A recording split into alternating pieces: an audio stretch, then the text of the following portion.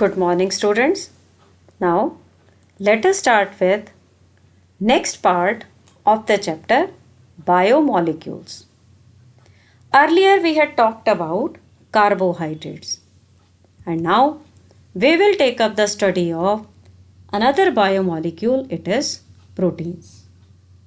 Proteins are the most abundant biomolecules of the living systems. They occur in every part of the body and form fundamental basis of structure and functions of life. Also required for growth and maintenance of the body. Word protein is derived from Greek word proteos, which means primary or of prime importance. All proteins are polymers of alpha amino acids. Now, what are amino acids? Amino acids contain both amino group as well as carboxylic groups. And when we talk about alpha amino acids, it means both amino and carboxyl group are present on alpha carbon atom. On hydrolysis of proteins, we only get such type of alpha amino acids.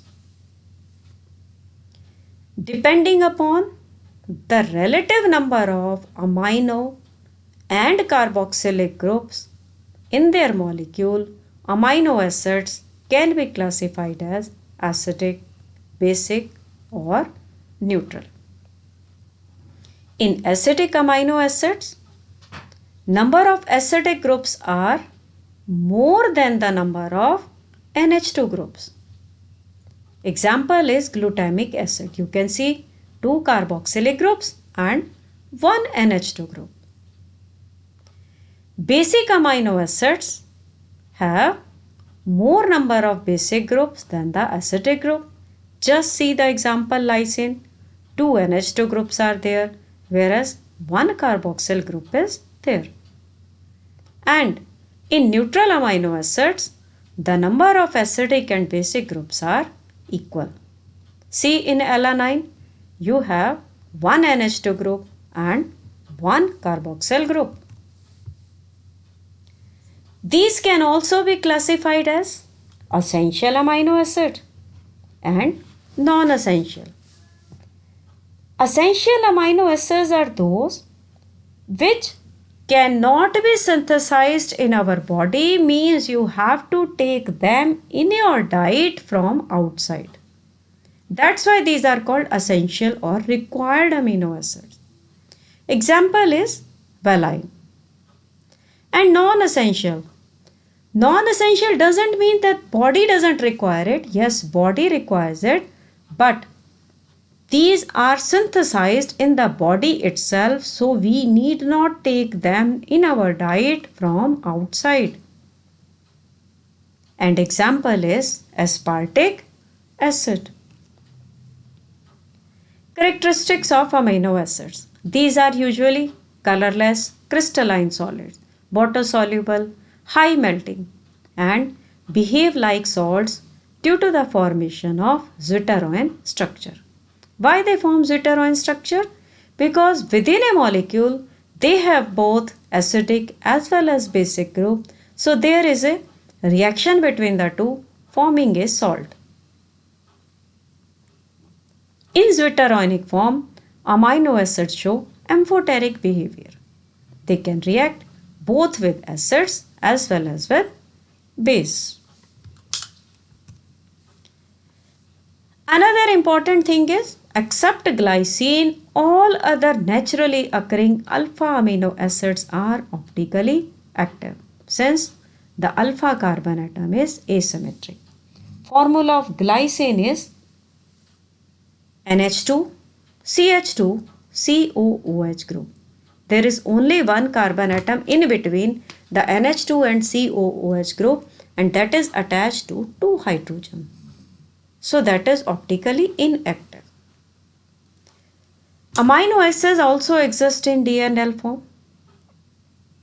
Here the D and L forms is specified on the basis of position of NH2 group. In NH2 group is at the left hand side, they are L amino acid. If they are on right hand side, they are D amino acids. Most naturally occurring amino acids have L configuration. Structure of proteins. Alpha amino acids are connected to each other by a peptide bond or a peptide linkage. What is a peptide linkage? It is an amide formed between COOH group and NH2 group of two different amino acids. This is one amino acid. Yes, this is glycine, NH2, CH2, COOH. And this is another amino acid. This is alanine. So H from NH2, OH from COH, they remove in the form of water and you get CONH in between. This is a peptide linkage. This is peptide. The product of this reaction is called dipeptide. Di means two. It is made up of two amino acids.